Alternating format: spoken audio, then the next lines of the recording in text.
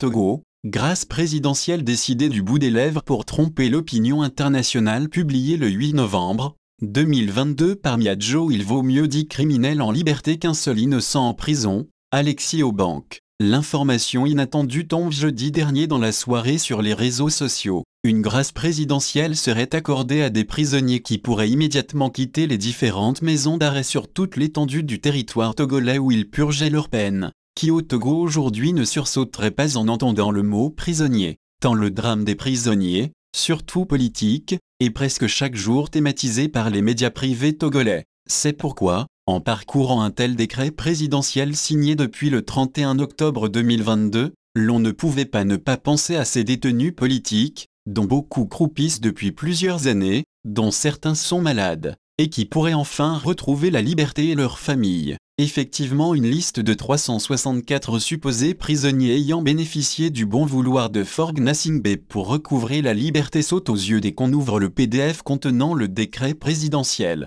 En tant qu'observateur de la scène politique de notre pays et surtout du drame politico-humain qui s'y joue depuis un demi-siècle, nous avons naturellement quelques observations à faire. Tout d'abord, d'après notre petite enquête effectuée auprès des prisonniers encore en détention ou libérés, et auprès de certains de leurs parents, la liste des prisonniers qui auraient retrouvé la liberté grâce à la grâce présidentielle aurait été exagérée. En d'autres termes, cette liste serait beaucoup plus importante que nos compatriotes qui recouvrent effectivement la liberté. Il nous est revenu que beaucoup sur la fameuse liste auraient été déjà libérés après avoir purgé leur peine, et nous ne comprenons pas cette manipulation des vrais chiffres des prisonniers graciés. Est-ce une malédiction que nos autorités politiques soient condamnées à ne faire que du faux? Pauvre Togo.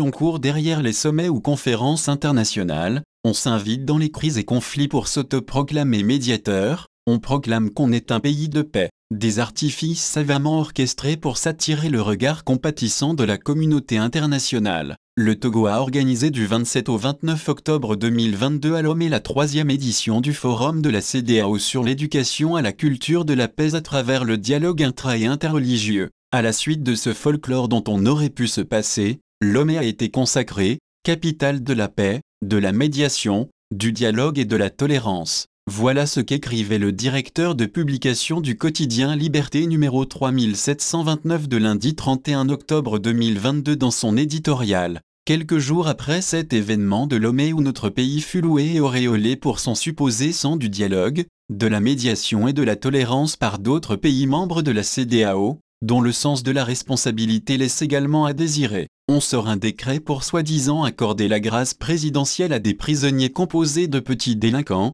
coupables de délits de moindre importance, alors que plusieurs dizaines de détenus politiques sont laissés sur le carreau. Une capitale de la paix, de la médiation, du dialogue et de la tolérance, peut-elle se permettre le luxe de ressembler à une capitale de la peur, de la terreur, où il ne fait pas bon vivre quand on est opposant au régime en place, quand on est un critique de ce régime ou non, et revient de la diaspora, et où surtout plusieurs citoyens restent détenus dans des conditions inhumaines pour leurs opinions politiques. Faure Gnassingbé et son entourage le savent bien, cette grâce présidentielle décidée du bout des lèvres pour une fois encore tromper l'opinion, surtout internationale, car les Togolais avisés ne se laissent plus berner, n'apporte rien à la décrispation du climat politique qu'il faut nécessairement pour notre pays. C'est pourquoi beaucoup de démocrates togolais se demandent, après cette énième mauvaise blague du président de fait du Togo, quel sort le pouvoir de dictature de Lomé entend-il vraiment réserver aux Togolais? Continuer à dépenser des milliards de nos francs pour envoyer une image reluisante du Togo à l'étranger,